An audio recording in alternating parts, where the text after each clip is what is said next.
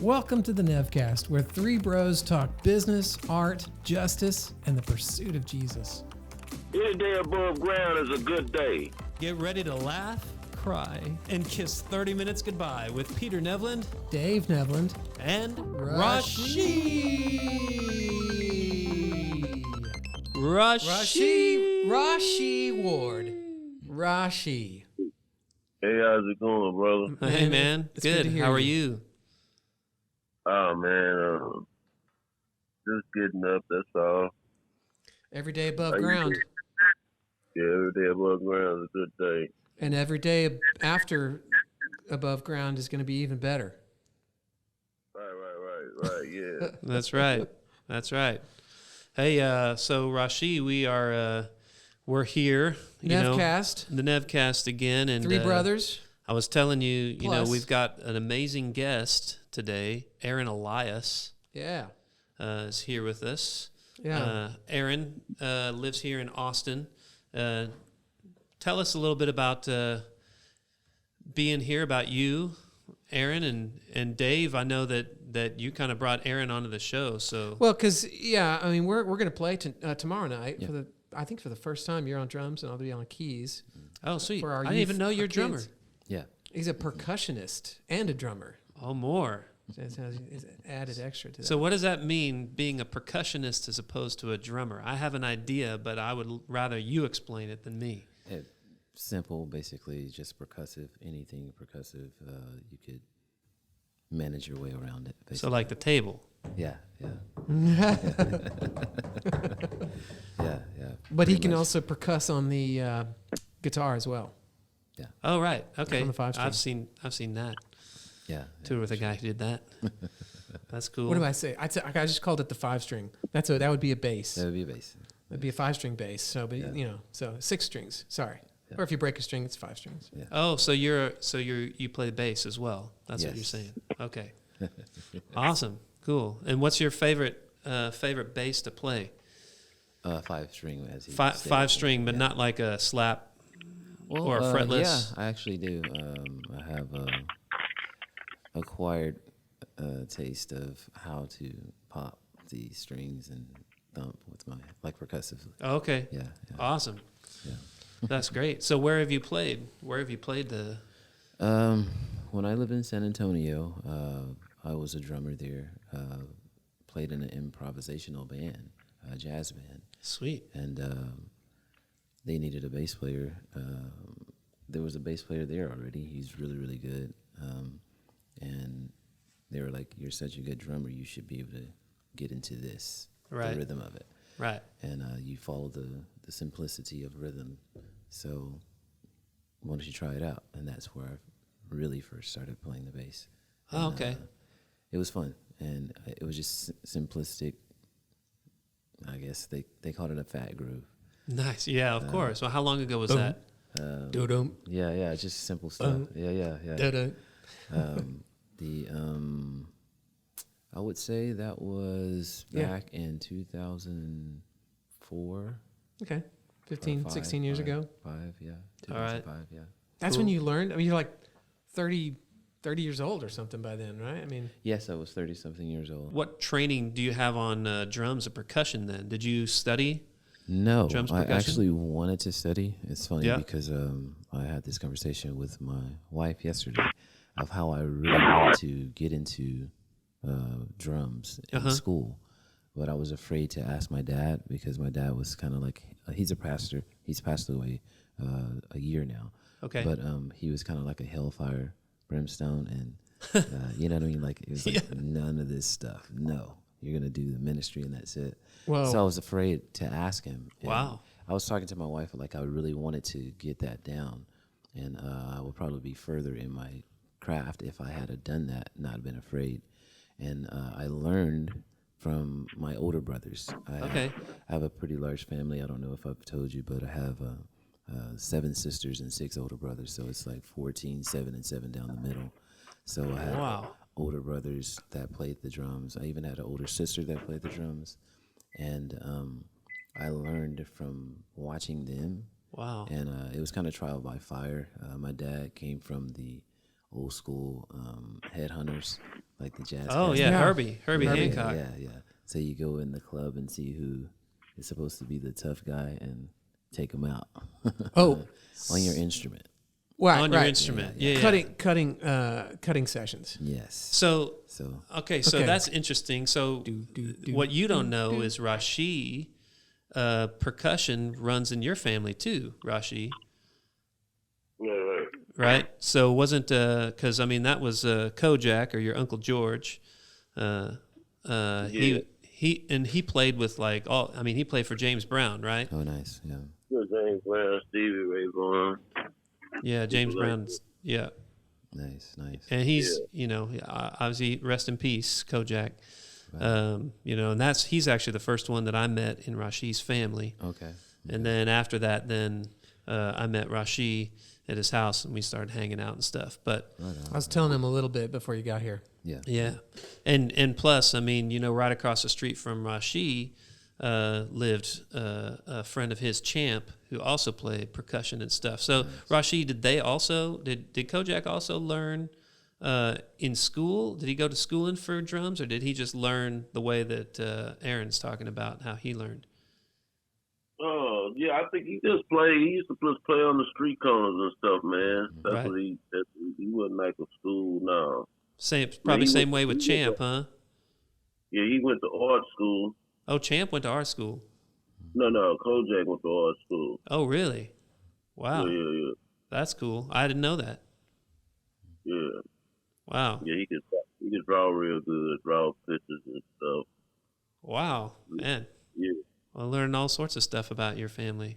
So Are you? Where are you? Are you the oldest, youngest, or? Oh, I'm the last boy. I have Okay. a little sister under me. Okay. So she's the baby girl. I'm the baby boy. out of 14 kids total, Yes. 7 boys total. Yes. That's enough for an MLS team, an indoor soccer team, both of them Something. with that Basketball with subs. team, Yeah. you could do a lot of teams.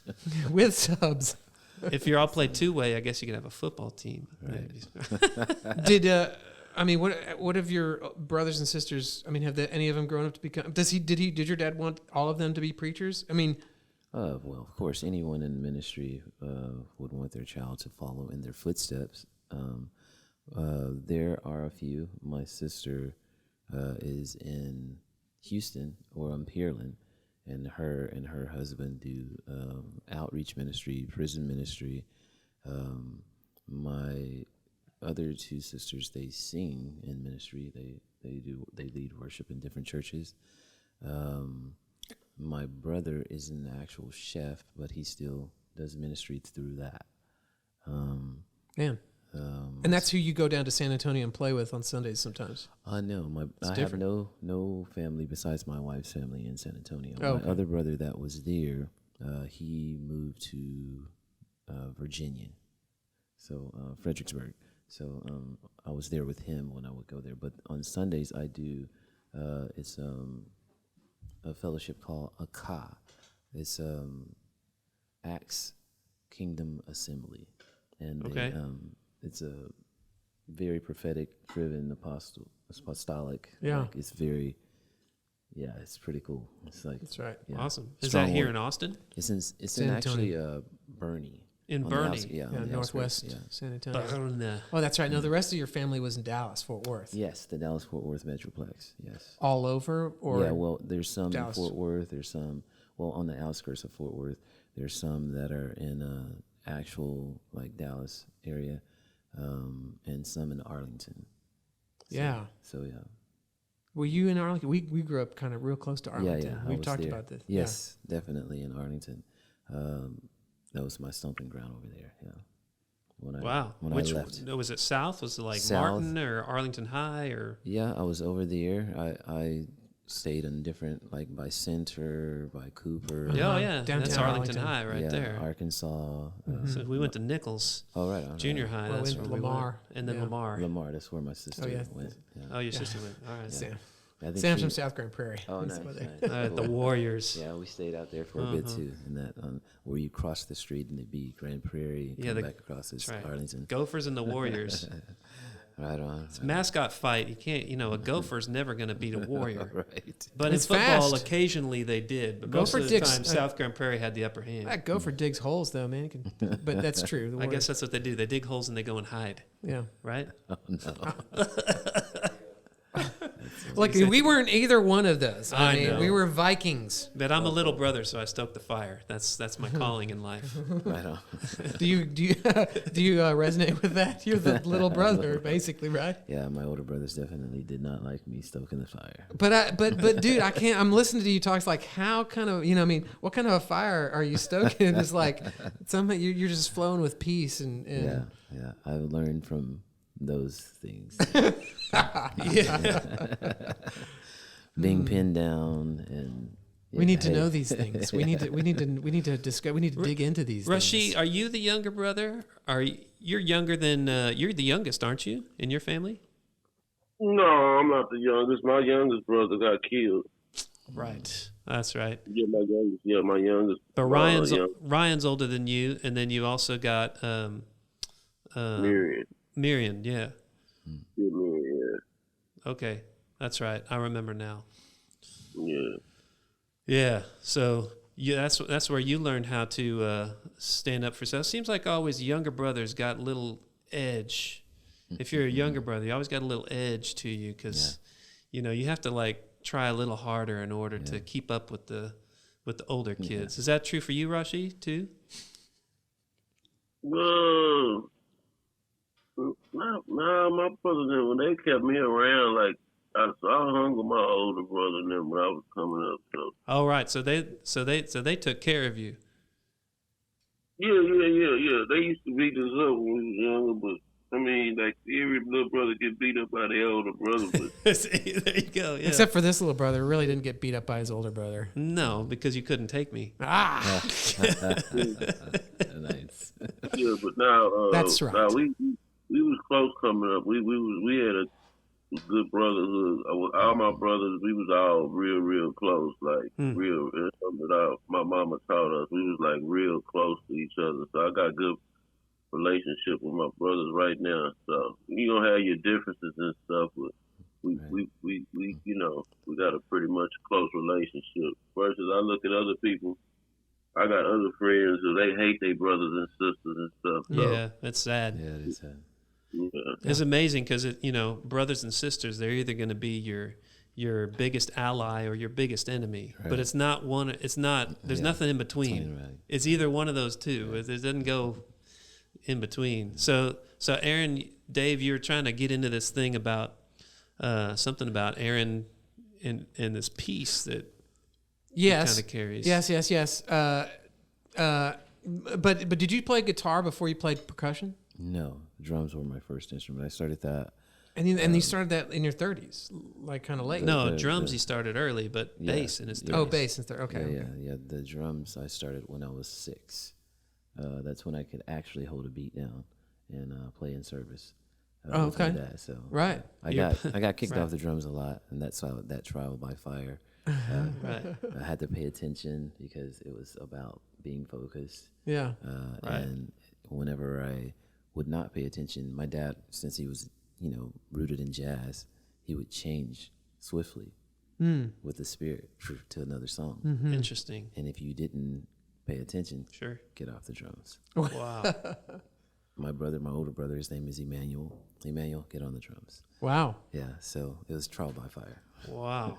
But it's awesome because it keeps you like alert. Well, sure. Yeah, now I'm like super sensitive to the spirit. It just like it indoctrinated me with how close we should be in Sure. listening to the Holy Spirit. So yeah. Well, so growing up, I mean, your parents are in ministry. You're learning how to play the drums in church. I mean, it's worship and stuff like that. But there comes a time in every person's life where the shift happens and God gets close to you and he becomes yours and you know him and you meet him. I was telling these guys, I was just reading about 1 Samuel 3 this morning, and it says Samuel didn't know God. Yeah, exactly. He was, he's growing up in the tabernacle under Eli. That's so true. And he didn't know God. Now there's a whole lot of other things going of on course. like that. But then there was this time when God came to him and said, "Yo, Samuel, So Yeah. how did that happen with you? How did God come to you and say, Aaron? Yeah. It was pretty much exactly like that. I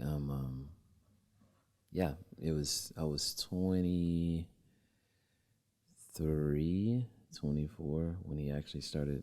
I had no concept of, like you said, God coming to me and being close.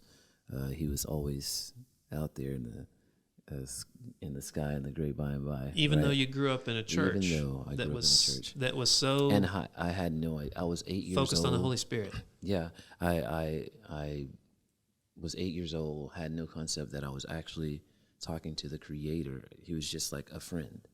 Interesting. I was walking and just talking to him, saying, "Hey, I want to have a son before it all ends. But if you could do that, that'd be great." Because my dad was, like I said, hellfire, brimstone, end time prophecies, like all of that. That's all we went to those conferences, Right. And it was just like prophetic end time. So I was like, okay, if that's what it is, then it's like right on our coattails, right on the heels of our feet. I want to be able to have a family before this is done. Right? And that I was remember my thinking that prayer. kind of thing. And that was my Yeah. prayer. Huh. And I didn't think of, he can physically come and talk to you and things like that. But I would talk to him just like we're talking right now. Right. Sure. And I had no concept that this is the creator of the universe. You know what I mean? Just like talking to him. And had a lot of supernatural experiences of when I was younger, kind of freaked me out because when I was in the church, like angels would be present in the church and you would physically feel them come in. Never got to see them. Feathers would drop from the sky, like out of nowhere. What color were they? White, different colors. Like some of them had like brownish. Like little Right. small, little wispy things? Yeah, or, yeah. No, yeah. Well, like a feather. Yeah. And I mean, Dude, I've never seen that. Me neither. it's kind of trippy. And Yeah. like to have them come sit right beside you too. It's like you feel them come sit, and the seat actually says, like it Right. cracks when they sit down. Was it scary or Oh, was yeah. it peaceful? Oh yeah, it was kind of scary, and like you're in Awe. awe. Yes, Yeah. there you go. You're in awe. So you're like, whoa, this is happening right now. You would actually physically see the door open in the church, and they would walk in. Yeah, it was crazy. That's Yeah, it's crazy. well. It's funny awesome. because Rashi and I talk all the time, and Rashi, you'll be like, hey, I know you're gonna think I'm crazy, Peter, but Jesus said this to me. I'm like, well, I don't think you're crazy at all. Yeah, yeah. So what do you think about angels' feathers? Have you ever felt angels walk in, talk to you, sit next to you? You say angels walk in? Yeah. Yeah, that's what he's saying. He said the door opened, angels just walked in, and you could see the seat, sink down when they sit down on the seat next to him. Who was talking like that? Because I could barely hear him talking. Right. Yeah, I can like barely hear him. Like what he's saying is like real muffled. So I'm just Yeah. listening to you guys Well, talking and asking questions. Like so, I can hear y'all clear, but I could barely hear him. Anything that he said. Well, so anyway, I mean, he's talking about angels coming in and sitting down next to him, and talking to God just like he does. It's just like he's talking to us right now, and that being normal. And then I'm just saying, so have you ever experienced something like that where either you saw an angel walk into a building, or felt them sit next to you, or saw feathers dropping from the sky? Has that ever anything like that ever happened to you, Rashi?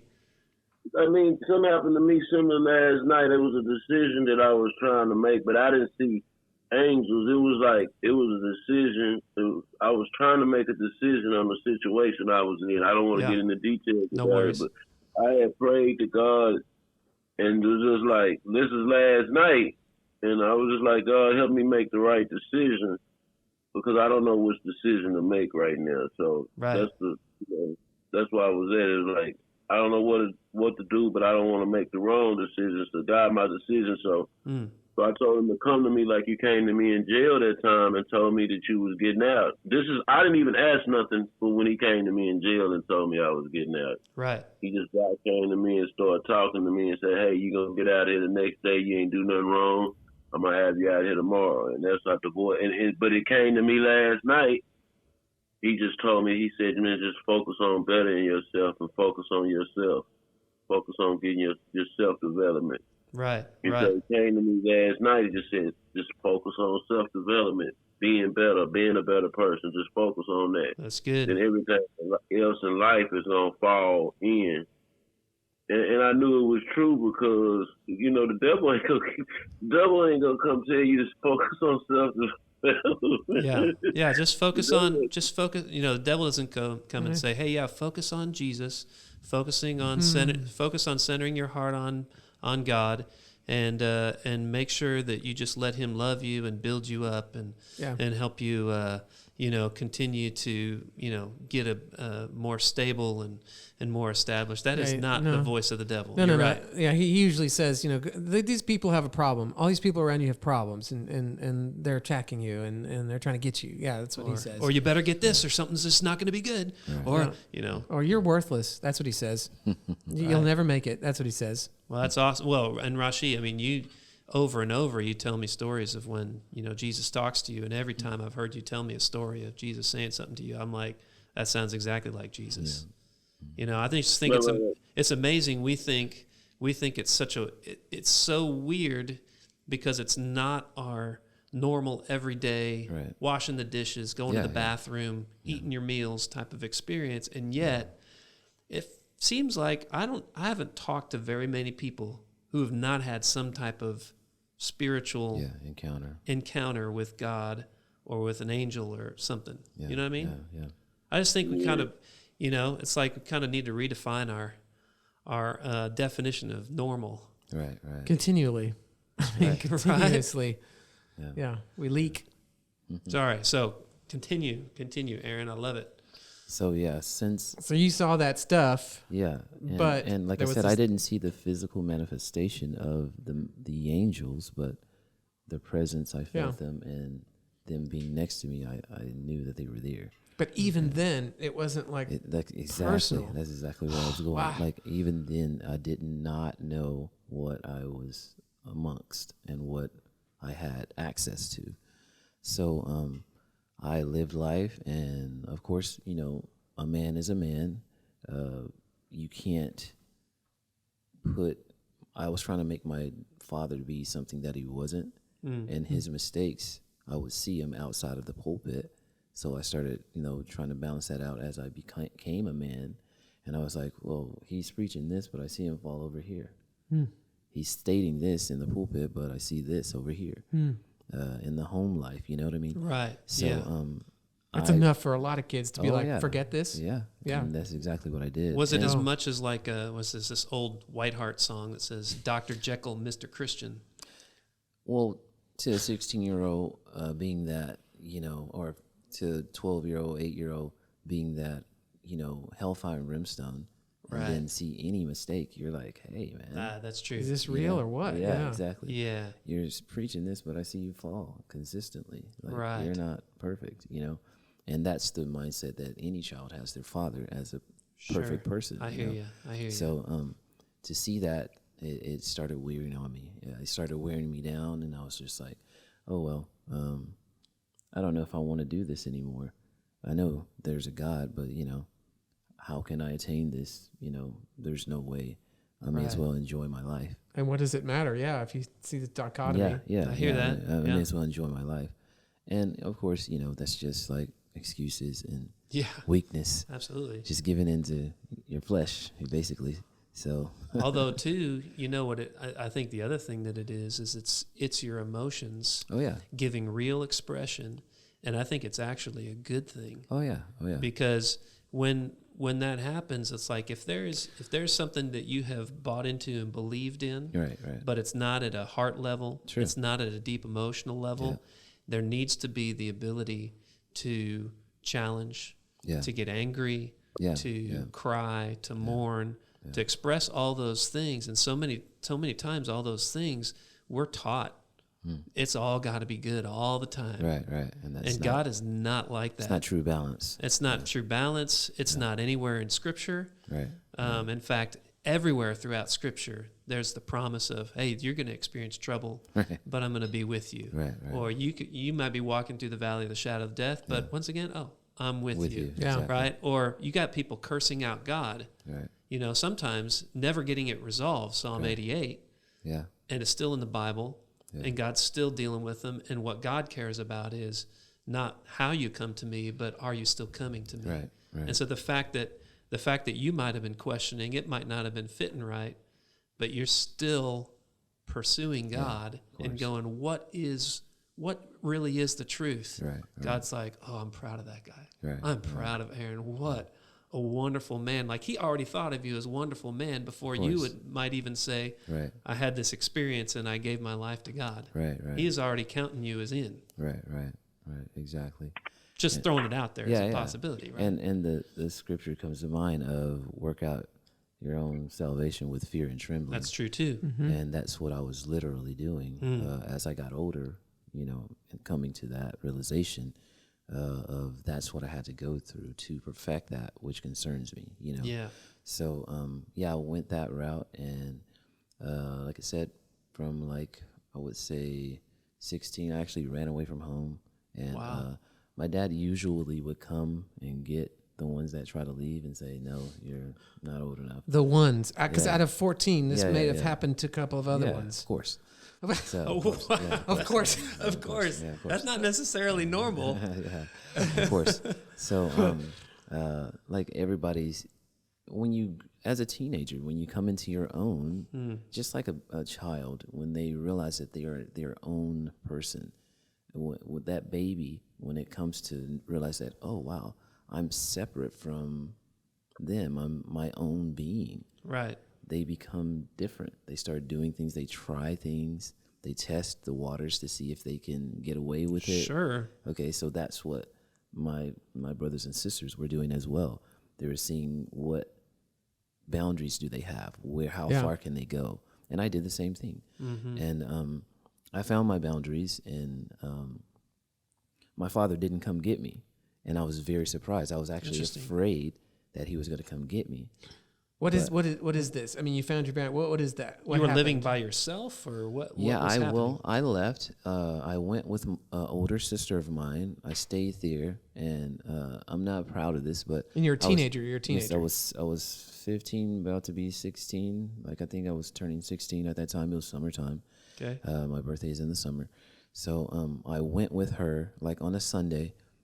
My mom was bawling because she didn't want me to leave. She was like, you're my baby. I can't believe you're going to leave, this and that or whatever. Right. And I left without my father knowing it. I packed up all my stuff. My sister came to visit, but she was coming to get me. I moved out, packed all my stuff in there, and I went with her. And as I said, I'm not proud of it. I stayed there a month. And like I said, I'm testing my boundaries. And she has a piano. She's a pianist. And I was playing on her piano, and she was not feeling it. And she was like, I'm not feeling that. I need you to just chill out. I'm trying to, like, decompress from my day or whatever, right?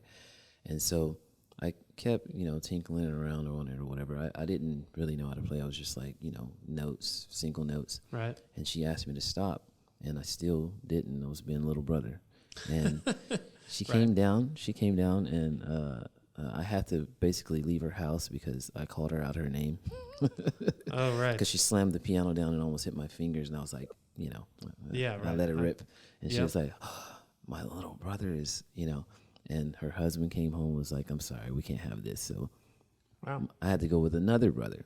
And I stayed with him for a while too. And up until I was 17 or 18, right when I Goodness, turned 18. And we were in the Dallas-Fort Worth. We were in the Dallas Metroplex. Okay. We lived over off of Skillman and Adelia and all those areas. Yeah. Yeah. So stayed there, and my brother saw that I needed, like, more structure. And the way that we were living, he's a brother, so, like, we're partying, we're doing whatever, right? Right. And my older sister wasn't doing that. She had a family, so she was like, he was like, take him in and make sure that he's okay. So I went there, and I went through what I needed to go through there to excel. And my sister sent me back to my mom. She was like, okay, now you're 18. I can't tell you what to do. I know mom can tell you what to do. Mama's gonna get you straight. So I went back there, and that's. But your dad was still with your mom. No, my mom actually, they separated. They separated. Okay. Yeah, it was, like I said, the hellfire brimstone is a little much for That's anybody. rough. Yeah, That's man, rough. man. Yeah. So, I went with her, and that's when it really started to be cultivated, what those seeds were that were planted, the word. It started coming alive. I started having more visions. I had more like just open eye visions, like crazy encounters of, it seemed like it was like the end right there. I was seeing things like planes coming, dropping bombs in my apartments. So wait. So okay, you're saying you're having open eye visions. Yeah. And your open eye visions, like, so describe. You said planes coming, dropping bombs in your apartment. What does that mean? Is it like End of the world? Did the walls disappear and you saw that? Like, just can you run us up? Like, how did that happen? Well, it would just be like a placement, like you're there, and then boom, you're outside. Okay. And you're looking around this daytime. Okay. And you're awake. I'm awake. You're not sleeping. I'm not sleeping, and it's like you're awake. And I mean, you would think that you're sleeping. I was taking copious amounts of pills and everything to try to make it go away. Okay. To make it go away. Yeah. So And it was still didn't happening work. when you weren't taking anything. When I wasn't taking anything, I would see different faces. Like the faces would morph into different faces. It was like, I don't know how to explain it, but it was like, I saw many faces. Wow. Interesting. And I didn't know what that the scriptural context is there, that like, Yeah, it's like Ezekiel type stuff. Exactly. Yeah. I had no clue of that either. So that's what I was experiencing. So it was freaking me out because, Sure. like I said, I had no concept that he would come close to you and show you who he was.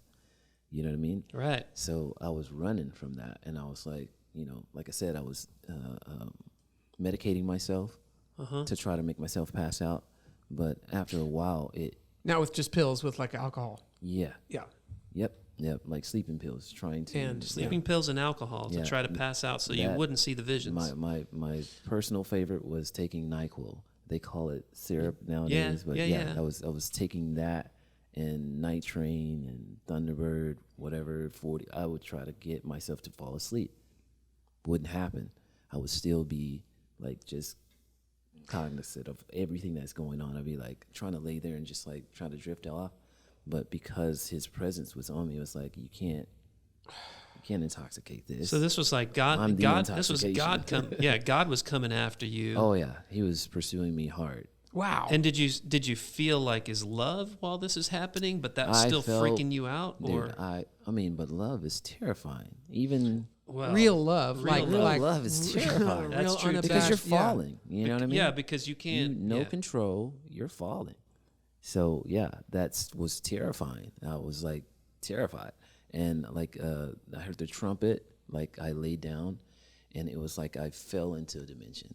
You know what I mean? Like it's kind of like Paul said, I fell into a trance. Right? Yeah. He Right. was standing in the temple Right. door, and he fell into a trance. That's right. I fell into a vision. Like I laid down, and it literally was like I went to another dimension, and that's when I saw the faces, and they were just changing, and it was trying to speak to me, but I was like so like out of my gourd that I was like, what is happening? And trying to get away. And what happened is when I laid down, I heard the trumpet, and it was just like, like his voice is like the sound of many waters or a trumpet. Right. That's what I heard. It was like, it got louder and louder and louder until I couldn't handle it. And my it was like my core was shaking, like, right? And I was released to come back because it was too much, of course. Well, And of course, yeah, of course. and I couldn't, and I wasn't able to share this with anybody at that time. Yeah. They would have thought you're off your noggin, Sure. Hey, but what are you talking about? Sure. So that was the beginning of it. This is when I was like 17, 18. Those things started happening. I called my mom. Was like, Mom, you gotta help me. And she was like, she's all sweet. I'm sorry, baby. You're gonna have to pray. You got the Holy Ghost. You got to pray. And I was like, if I start praying in the spirit, I don't know what will happen. Well, I was like, I'm not even doing yeah, anything right? when this stuff is happening. What's going to happen if I pray Right? in the spirit? So I was like, I'm definitely not doing that. So there was a lot of crying. There was a lot of freaking out. There was a lot of like, I have no place. Where can I go? Right. And all of this happened, and still it's kind of like the children of Israel, the seas parted, and I would still go back and do whatever. Yeah. So whenever I did all of that, I came to a point where I was living with my brother again after I got older. He was like, okay, you're mature enough to live with me. I was like 20, 21, and probably 22. And we worked at Ranger Stadium, actually. Right. He's a chef. The ballpark in Arlington. Yes. Yeah. Which isn't there anymore now, right? Was it Ranger Stadium? Was it the ballpark in It Arlington? was the newest one. Yeah. The newest this one. newest one, yeah. So Yeah. after the ballpark in Arlington. Yeah. Okay. Yeah. So, well, No, that's the Can't ballpark. be. I haven't been there in forever. No, that's so- the ballpark in Arlington. Yeah. They've The new actually one- taken the ballpark in Arlington down Oh, wow. and I had Yeah, no it's clue. Jerry put up Jones a new land, one now. and now there's another next one, to yeah. Jerry Jones Land. It's like a retractable roof and everything. Oh, wow. I had no clue. The old one is defunct. Ah, wow. I know, but Yeah, I I was remember the there right original when it- Rangers. The Well- original. Okay, so well, this is the new one. The original. The one, old I gray think- one. Yeah, they redid it. That's right. Okay, so And they that's made the that one. brick one. Yeah, that's the one I saw. Yeah, yeah. Okay. That's the Okay. ballpark in Arlington. Okay, cool. That's crazy. Isn't that But yeah, crazy? Yeah. Keep okay. But yeah, I went there, was working there. Of course, had copious amount. Like they would have those suites and like have all this. Oh, yeah. Extra, like so we were taken care of. We lived lavishly and had like good drinks. You know, it wasn't like just little, Thunderbird or whatever. It was like good drinks, and they'd be like, "Take it home." You're saying We it's can't not do like it." Boone's apple wine? Or, No. You know, They're like, "Take it home." Like we can't do anything with this. Swisher Sweets. So I and was doing those Schlitz. things. Yeah, right. I was doing all that, and I walked home one day and like eating really good too, like really good. Like pretzels. No, I'm just kidding. No, like cuisine, like really good meats and Yeah. fruits and whatever, right? Yeah. So I was walking home, and we were living a good life, and I was just like, Lord, I need to know that you're real. Like, I need to know if you really are. Like, my dad talked about it. Yeah. I know people have talked about it, but I don't know if you're real. And it was exactly like, my last name is Elias. Yeah. So it was exactly like Elijah when he was like, oh, he's not in the wind. He's not in, because as soon as I said that, it was like a blast of wind, just like a storm just came in like that, right? And then it started raining on me. And I'm What? like, oh, great. Okay. Yeah, I asked for help and I get rained on, right? I have no jacket. I'm walking in the rain. It's not that long of a walk, but it's a walk. Right. It's about 10 minutes, to my apartment. So this is happening, and I'm still like, okay, this is great, right? So I go home, sit on the couch, and try to fall asleep and start having another encounter. And my brother is there. He comes home, and he starts telling me, hey, bro, I know what you're experiencing is kind of tripped out, but, you need to understand that there's more than one dimension, and you can experience that if you want to. And I'm like, dude, don't talk to me about this right now. I don't want to deal with any of this. And he's like, all right, well, when you're ready, right? So we both started having encounters. Like my brother was like laying on the bed, and I walked in, and he was like, he was lifting up like, right? And Like floating off the bed? well, I don't know. Because it was so crazy. I don't know if he was actually floating, but I just know that his hands were extended and he was going. He was going like into this other He was trying to go. He was dimension. He was trying to get. And was to this where- a good thing for him? Yes. Yes, And yes, he yes. woke up. I kind of interrupted his encounter because I walked in because I heard him talking. And I Yeah. was like, nobody's in here. Who is he talking to? Yeah. And cell phones weren't the thing back Yeah. then. Right. So it's like, what's going on? And I walked in on him, and he started weeping like uncontrollably. Like, it was so beautiful. It was so beautiful. I was going. Wow. And I was like, dude, what are you talking about? And like, of course, I totally blew that off too. And then there was a guy named Bo in I can't think. Luke. Bo and Luke. It's so funny. Bo and Luke Duke? Yeah. No. And they come It's- over in the it's- General Hazard. It's so crazy.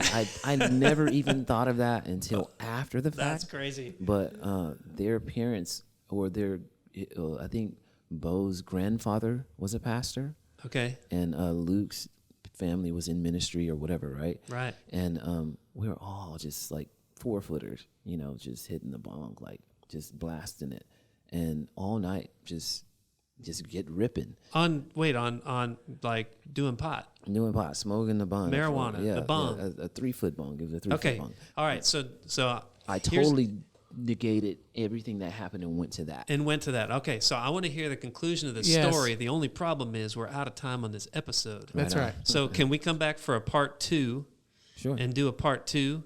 Sure. And so I know this is like I'm on the edge of my seat. Dude. I want to find out. Dude. So I'm very sorry Yes. if you're watching and you're like, dang it, I'm going to have to listen to this next week. But well, that's what's going to happen. Yeah. So this is the Nevcast. We'll see you next Wednesday. And we'll be back with more from Aaron Elias. And man, thank you for joining us. That's it for the Nevcast this time. Join us next week when we talk justice, business, and art in pursuit of Jesus. We will see you soon.